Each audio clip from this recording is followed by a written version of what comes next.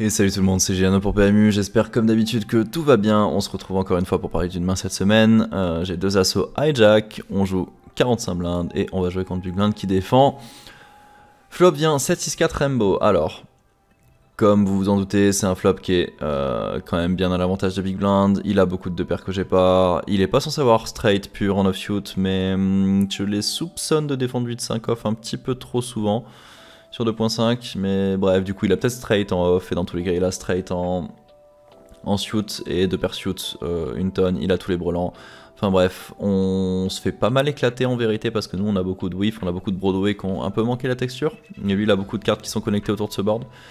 Il est censé avoir du lead en théorie, je sais pas si cet adversaire en a, et les gens globalement, quand ils lead, ils ont des strats un petit peu bizarres où ils vont pas trop, ils vont pas randomiser en fait. Donc dès qu'ils ont une main un peu mignonne à lead, qui est pas terrible à check call, je sais pas, un 4x, un 6x qui redraw, j'en sais rien, ils vont le prendre quasi pure frec, et quand ils auront straight, deux paires ou quoi que ce soit, ils vont avoir tendance à check en se disant qu'on va trop bet nous-mêmes et que du coup ils pourront check raise.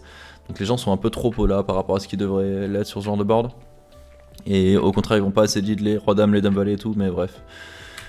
Et à 2 As ici c'est assez intéressant parce que nous notre strat de bet forcément elle va être affectée par ça.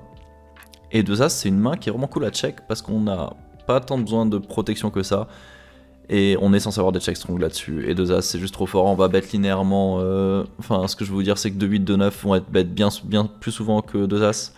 2-10 de valet vont être bet bien plus souvent que 2 rois de dame. Vous voyez à peu près ce que je veux dire. Et j'ai donc choisi check back. Et honnêtement, contre un régulier, une fois qu'on a check back, une main aussi forte que ça, c'est pour se garder des calls. Quand ça vient fort to straight ou n'importe quel run-out où le mec va être un peu agressif, des run-out low par exemple.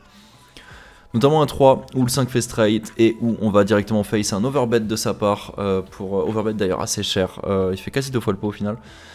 Et alors là, c'est pareil, ils vont avoir des petits sizing tails, je pense. Je vous parle par expérience, j'ai pas d'étude de pop sous la main qui viendra confirmer 100% ce que je vais dire, mais souvent le process des règles, c'est quand je suis en value, qu'est-ce que je veux faire payer, et quand je suis en bluff, qu'est-ce que je veux faire fold. Ils sont pas là en train de se dire ok, je dois mettre telle partie de ma range, tel sizing, du coup je veux être équilibré dans le sizing ou quoi que ce soit, non.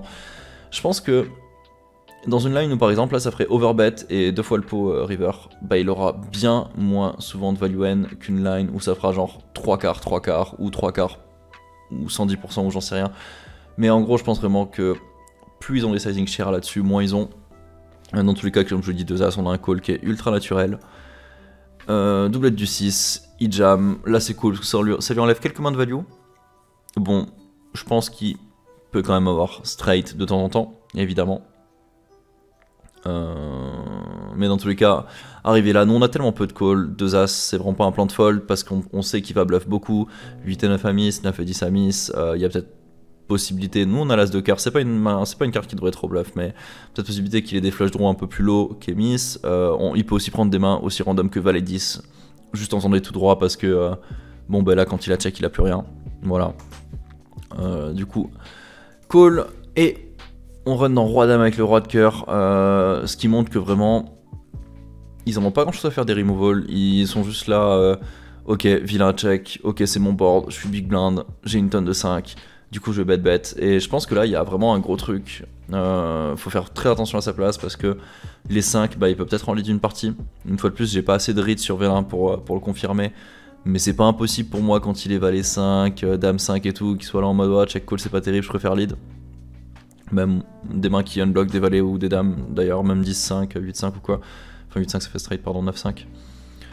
Il y a aussi possibilité qu'ils trouvent pas tout le temps ce sizing turn avec 5x, qui se disent juste ok, vilain il a souvent hauteur as ou je sais pas quelle main weak, 4 check back le flop, du coup j'ai envie de size down pour qu'il ait des calls tout simplement.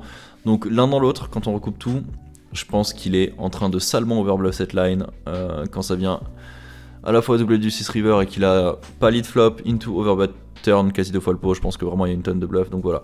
Bref, tout ça pour vous dire, n'hésitez pas à garder des checks assez strong sur ce genre de texture quand vous estimez que vilain est capable de faire des tout droits avec ses bluffs. c'est vraiment super fort, quitte à under ses bets, quitte à perdre de la value de temps en temps, les fois où il aura une equity un peu middle. Je pense que vraiment c'est super intéressant de check ses boards. Très strong pour pouvoir avoir des calls très faciles sur bet, notamment à des stakes un peu chers, où les mecs commencent à être très agressifs sur ce genre de run-out. Voilà, j'espère que j'étais clair sur tout. Comme d'habitude, passez un excellent week-end et je vous dis à la semaine prochaine pour une autre main. Ciao.